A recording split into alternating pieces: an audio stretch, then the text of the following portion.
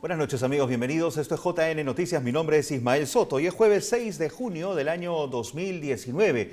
Nuestra página web es www.jn19televisión.com y recuerden que estamos en Movistar TV Canal 574 las 24 horas del día y a nivel nacional. Les cuento que por segundo año consecutivo el Arzobispado de Lima, a través de la Vicaría de la Caridad, ha participado en la campaña contra el frío de este año 2019. Del 29 de mayo y hasta el 1 de junio, representantes de la Vicaría de la Caridad han acudido hasta la comunidad de Tantamaco, Puno, para hacer entrega de ayuda humanitaria conjuntamente con el voluntariado del Ministerio de Relaciones Exteriores y otras autoridades. La ayuda ha sido entregada a quienes más lo necesitan. La Vicaría de la Caridad llegó hasta lugares remotos de la comunidad y pudo comprobar la profunda necesidad que se vive diariamente en estas zonas y que lamentablemente se incrementa debido al frío. Friaje por un lado, las heladas por el otro, que lamentablemente terminan con la tranquilidad, la paz y también con la forma natural de vida de nuestros hermanos en estas zonas del país. Además, el frío también afecta su recurso más importante, sus ingresos económicos, porque afecta a sus animales. Nos vamos con otra información. En la siguiente nota va usted a conocer el proceso que se aplica en el caso de la donación de trasplantes de órganos y cómo desde el Estado se aplican las medidas necesarias para que esto sea lo más efectivo posible.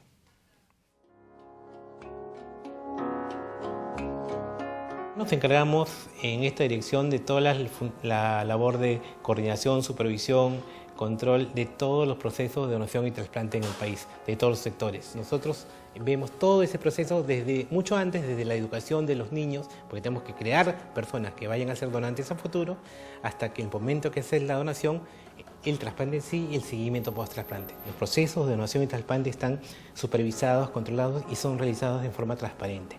Acá cualquier información se puede dar 24 horas, trabajamos todos los días y estamos a disposición en el 315-6699 cualquier momento del día. Primero, derrumbar los mitos que hay muchos mitos en relación a la donación, el trasplante, por ejemplo, el hecho de que secuestran personas para quitar los órganos, lo cual no se da. Acá no vamos a usar televisión, tenemos que empezar a usar redes sociales.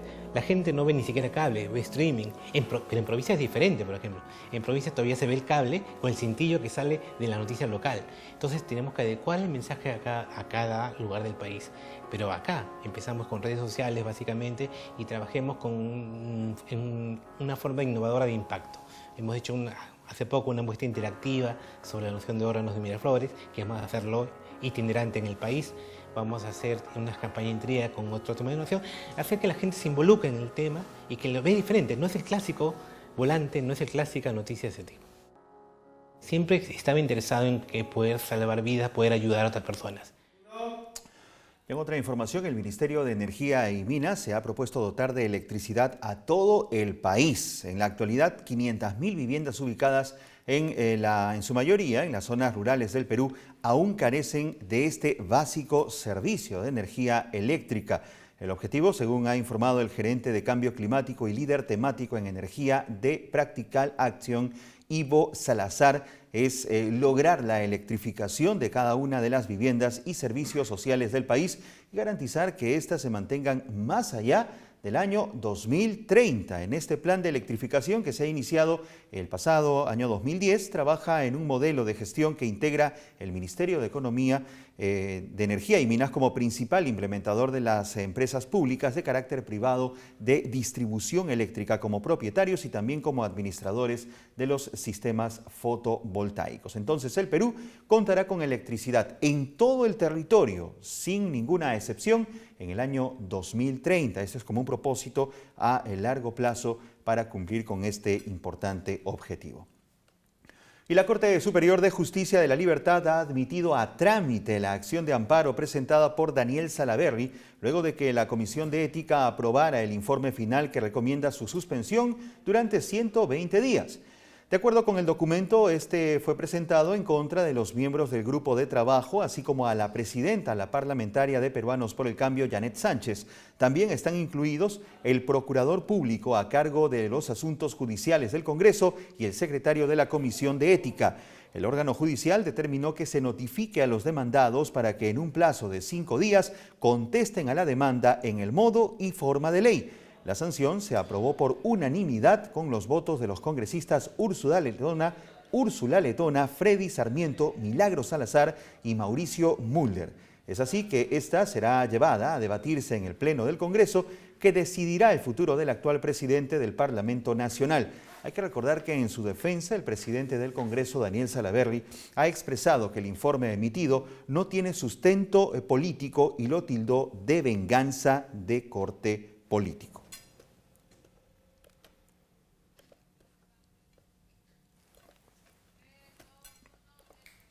Y la Comisión de Levantamiento de Inmunidad aprobó por mayoría hoy el pedido del Poder Judicial para levantar el fuero al legislador Moisés Mamani de Fuerza Popular, a fin de que sea investigado por la presunta comisión de los delitos de falsedad ideológica y falsedad genérica. La parlamentaria y presidenta de dicho grupo de trabajo, Luciana León de Lapra, leyó el dictamen de levantamiento de inmunidad de proceso de Mamani, el cual fue respaldado por 8 miembros de esta comisión.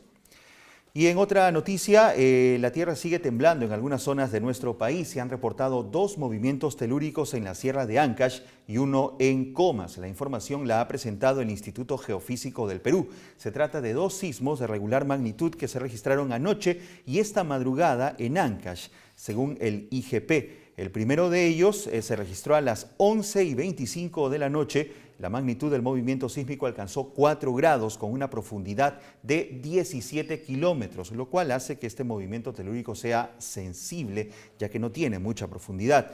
El Instituto Geofísico ha precisado que el epicentro de este sismo se ubicó a 14 kilómetros al sur de la ciudad de Carhuaz. Precisamente en esta urbe el temblor se sintió con una intensidad 2 y 3. Si subimos un poco la web podemos observar los pantallazos del Instituto Geofísico del Perú que indican la magnitud y también los datos extras que tienen estos movimientos telúricos. El segundo, que se reportó en Ancash, se registró a las 4:12 de la mañana, de esta mañana, y alcanzó una magnitud de 3.5 con profundidad a 18 kilómetros. El epicentro de este temblor se ubicó a 14 kilómetros al noroeste de esta ciudad de Huaraz. En esta urbe, el sismo se sintió con una intensidad de 2.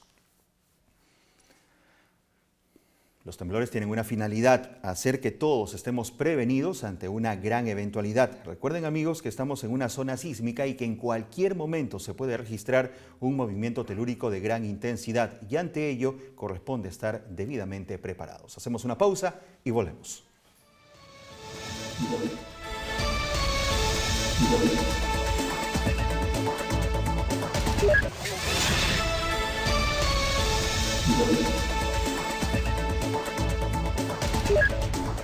Hace muy poco les daba cuenta aquí en este informativo sobre la situación que se vive en gran parte del mundo. Aquí tenemos algo de frío, pero en otros países ya el calor es sumamente intenso. India tenía temperaturas de más de 50 grados. Hay animales que se están extinguiendo debido al cambio climático. Y esto tiene un origen y una causa que podría ser natural en gran parte, pero también hay una parte importante que tiene que ver con la responsabilidad de nosotros, los seres humanos, para cuidarla.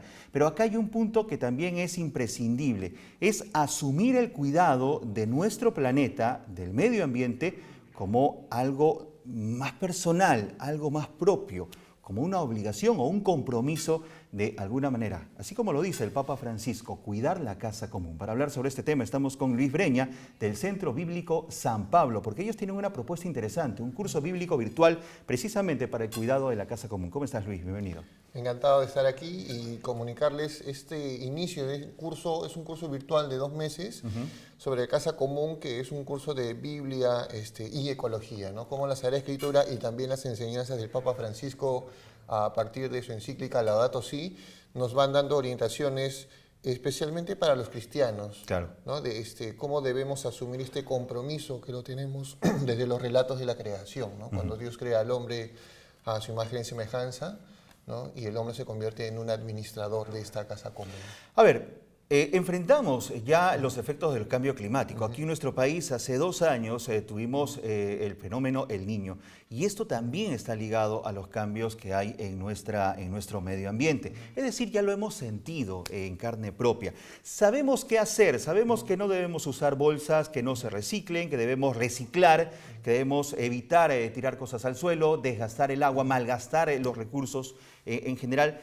Pero hay algo que falta. ¿Qué es eso que nos está faltando, Luis, para poder llevar adelante esas recomendaciones y ayudar a cuidar la casa común? Eso es lo que justo le estabas diciendo al inicio, Sí. ¿no? Es asumir que el cuidado de la casa común, el tema del reciclaje, el cuidar la naturaleza, es propio de la fe cristiana. Sí, es parte de la identidad del cristiano, del encuentro con Jesucristo, porque debemos asumir que este planeta en el cual vivimos es obra de Dios, en el cual Dios también nos puso para ser felices. Sí, y lamentablemente los cristianos a veces hacemos esa separación, ¿no? Ajá. Entre lo que puede ser un compromiso de fe y nuestra responsabilidad con el cuidado del planeta. Digamos, un compromiso como el que debemos asumir sobre el cuidado o el respeto al prójimo, por ejemplo. Efectivamente, y eso lo dice el Papa Francisco en su encíclica, ¿no? Todo problema medioambiental tiene de fondo un problema o la explotación hacia el más débil, hacia los más marginados. Y eso lo podemos ver incluso en la selva, ¿no? Donde muchas veces el tema de la minería ilegal está asociada a veces al tema de esclavitud, de prostitución infantil, Sí, sí. ¿no? Es un pecado no solamente ecológico, sino social. Correcto, efectivamente. El pecado ecológico va porque la minería ilegal e informal destruye la naturaleza en el lugar donde se practica y hay estas, digamos, negocios paralelos que hacen un tremendo daño a todos. No cuidar la casa común podría convertirse en un pecado grave. No solamente en un pecado grave, sino que va a tener consecuencias para todos nosotros. Porque a veces lo vemos como como las consecuencias algo lejano para generaciones que tal vez, no sé, de acá a 100, 200 años, pero en realidad los cambios que se están dando en el planeta, lo que decías, ¿no? Las temperaturas extremas son un síntoma de que algo estamos haciendo mal. Claro, muchos dirán, bueno, que el calentamiento global calienta las cosas porque nosotros hemos tenido aire, frío, situaciones adversas. Claro, el cambio climático tiene que ver con esto. Si las temperaturas se elevan en el mar, simplemente las lluvias son incontrolables. Y eso ya nos pasó, por ejemplo, a nosotros. ¿Algo podemos hacer? Sí podemos hacer mucho. En principio, prepararnos. Exacto.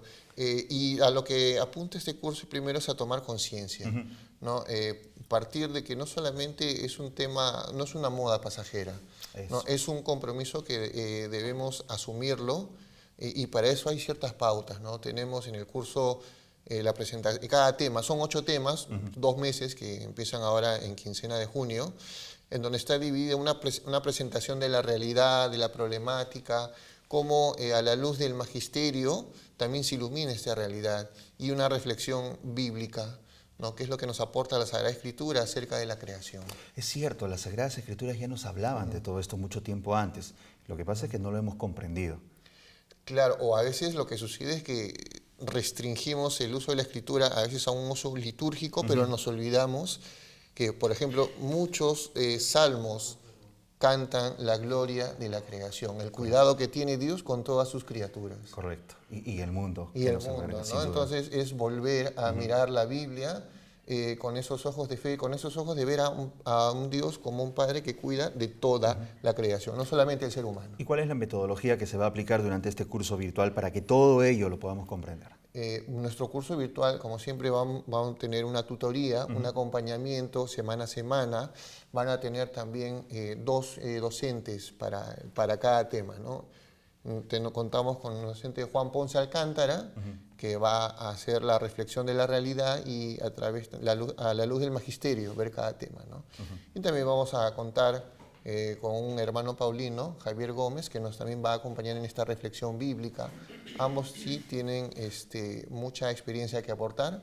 Sí, Juan Ponce es laico, ha llevado estudios de maestría de teología en la Facultad de Teología, ha estudiado gestión educativa en la Universidad Católica, ha estudiado también doctrina social de la Iglesia en Chile.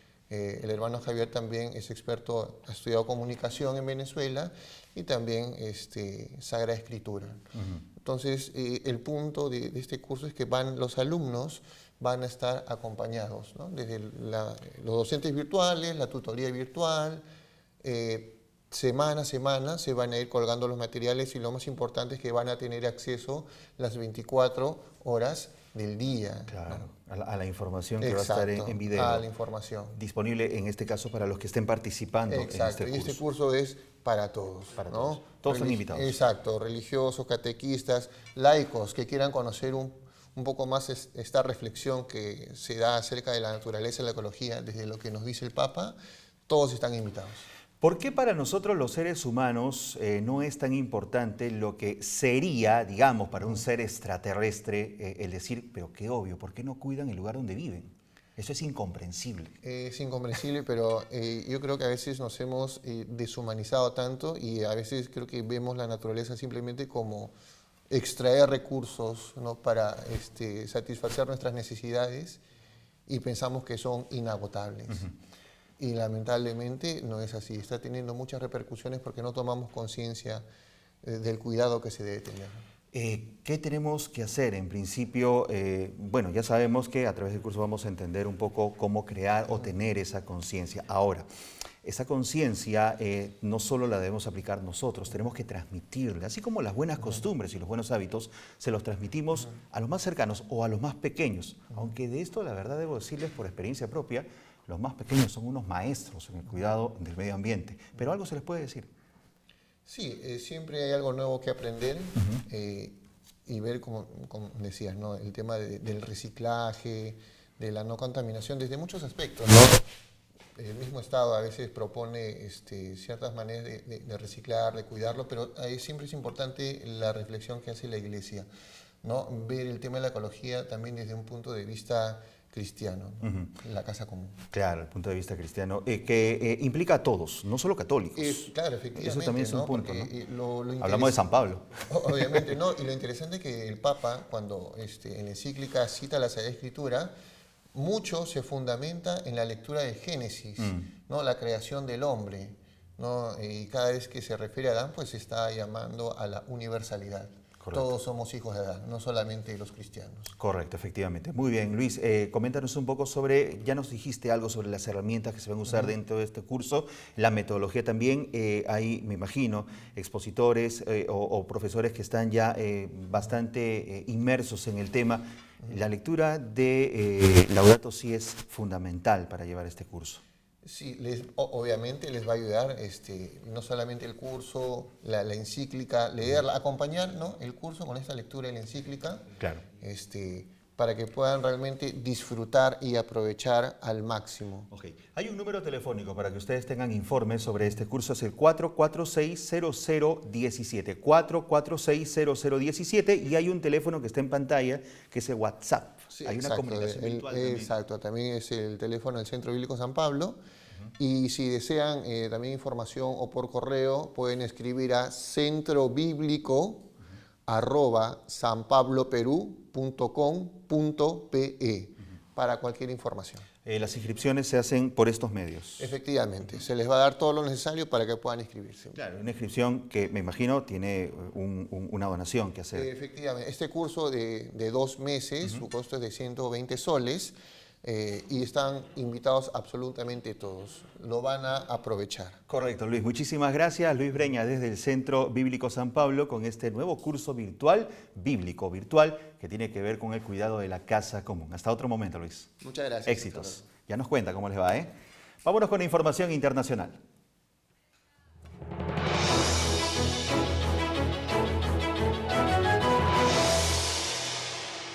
Desde esta semana, el Papa Francisco sostendrá una reunión con carismáticos de todo el mundo con motivo de la entrada en vigor del CARIS, organismo vaticano que engloba a todos los grupos de la renovación carismática católica. Desde el próximo 9 de junio entra en vigor el Caris, el organismo vaticano que engloba a todos los grupos de renovación carismática católica. De esta forma establece un canal de comunicación claro con una realidad prácticamente inabarcable, formada por 120 millones de católicos que pertenecen a uno de los cientos de grupos de espiritualidad carismática muy parecidos entre sí. Esto dificultaba que la Santa Sede pudiera comunicarse con ellos. El predicador de la Casa Pontificia, Raniero Cantalamessa, será el asistente del Vaticano ante la nueva estructura que los engloba. Explica que este movimiento ha frenado el éxodo de los católicos a otras confesiones cristianas en muchos países de América. Las personas que entraban en contacto con esta realidad cambiaban de vida, cambiaban sus matrimonios, su modo de ponerse al servicio de la Iglesia. Jean-Luc Moen será el rostro visible de Caris. Se encargará de moderar el diálogo de los grupos de renovación carismática entre sí y con la Santa Sede. Explicó que el núcleo de esta corriente consiste en redescubrir la fuerza del Espíritu Santo. El sábado serán recibidos por el Papa por la mañana y por la tarde asistirán a una misa en San Pedro. Más de 500 líderes de renovación carismática católica están reunidos en Roma en el Aula Pablo VI para preparar este nuevo paso del inicio del Caris. El germen de esta corriente nació en Estados Unidos a finales de los 60. Antes existía en ambientes protestantes y desde Roma confían en la gran capacidad que tienen para fomentar el ecumenismo. Y hablando del Papa Francisco, sostuvo él hoy una reunión con los trabajadores postales que acudieron con sus familiares. A todos ellos el Santo Padre les ha agradecido por mantenerlos siempre en contacto con todos. Este es el personal que se ocupa de que las llamadas telefónicas y las cartas que envía el Papa lleguen a su destino. Francisco se reunió con los trabajadores postales y del Servicio de Telefonía del Vaticano y saludó así a su responsable, el cardenal Giuseppe Bertelo.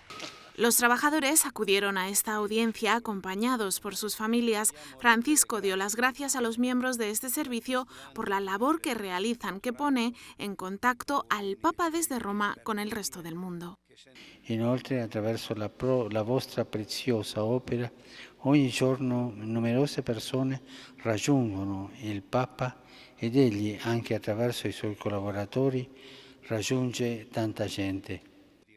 El Papa también destacó que por su trabajo cara al público, cada día estos empleados están en contacto con muchas personas de todo el mundo. Por eso les pidió que durante su jornada laboral sean capaces además de dar un testimonio. Unos 420 migrantes centroamericanos fueron detenidos hoy al sur de México. Todos ellos eran integrantes de una caravana de 1.200 personas que deseaban llegar hasta los Estados Unidos. La medida se mantendrá en vigencia mientras México negocia con Estados Unidos un tema arancelario. ¡En mi hogar hay demasiada violencia! Autoridades de México detuvieron el miércoles a unos 420 migrantes que formaban parte de una nueva caravana de 1.200 centroamericanos que buscaba llegar a Estados Unidos. En el sureño estado de Chiapas, a unos 12 kilómetros de la frontera con Guatemala, agentes del Instituto Nacional de Migración de México encabezaron el operativo para frenar el avance de la multitud de migrantes, la mayoría de Honduras. Mire, ¿qué vamos a hacer? Ir a sufrir otra vez a nuestro país. No lo que hay otra, ya los están matando más bien. Parte del grupo ingresó en la madrugada desde Guatemala por el puente internacional a pie, sin que nadie les dijera nada. Luego otro gran número de migrantes se les unió. Les niega cualquier tipo de protección y se inicia el proceso de detención, entendemos que para proceder a deportarles. La detención de la caravana ocurre en medio de las negociaciones de funcionarios mexicanos con Estados Unidos para evitar aranceles de hasta 25% a productos provenientes de México, si no se frena la migración ilegal que proviene principalmente de Centroamérica. La organización Pueblos Sin Fronteras, que ha brindado protección a caravanas de centroamericanos, denunció que su líder, Irineo Mujica, fue detenido el miércoles en el norteño estado de Sonora. También denunció que otro defensor de migrantes, Cristóbal Sánchez, fue arrestado en la Ciudad de México. Unos 300 veteranos del denominado Día D han llegado a Francia para asistir a los actos conmemorativos del desembarco de Normandía, realizado el 6 de junio del año 1944 y que supuso el principio del fin de la Segunda Guerra Mundial. Los presidentes de Francia y Estados Unidos estuvieron presentes en esta ceremonia. 75 años después, pero esta vez entre lujo y homenajes, unos 300 veteranos del Día D regresan a Normandía. Lo han hecho a bordo de un crucero de la Royal British Legion. Zarparon de Dover el domingo. Su primera escala fue Dunkerque, las siguientes Poole y Portsmouth. El Boudica ha llegado este jueves a la ciudad francesa de Le Havre, donde se celebra una misa en la catedral y una ceremonia conmemorativa en el cementerio de la guerra. Su periplo por el Canal de la Mancha terminará el domingo cuando regresarán al puerto de Dover. Los pasajeros del Boudica tienen más de 90 años. Pocos pensaban que iban a sobrevivir a aquel 6 de junio de 1944, cuando desembarcaron en las playas de Normandía para liberar a Europa de los nazis. Emmanuel Macron y Donald Trump rindieron el jueves un homenaje a sus veteranos. Construyeron una cultura nacional que inspiró a todo el mundo. El desembarco de las fuerzas aliadas en Normandía fue clave en la liberación de los territorios europeos ocupados por los nazis durante la Segunda Guerra Mundial. Nous savons ce que nous devons à l'Amérique. Sabemos lo que le debemos a Estados Unidos. Estados Unidos, querido presidente Trump, que nunca es tan grande como cuando lucha por la libertad de los demás. Los veteranos fueron saludados largo rato por ambos presidentes y ovacionados por la muchedumbre de pie. Hoy el Papa Francisco no ha dejado un texto escrito en su cuenta de Twitter, pero sí un video en el que él dedica su oración por los sacerdotes en este mes de junio. Adelante.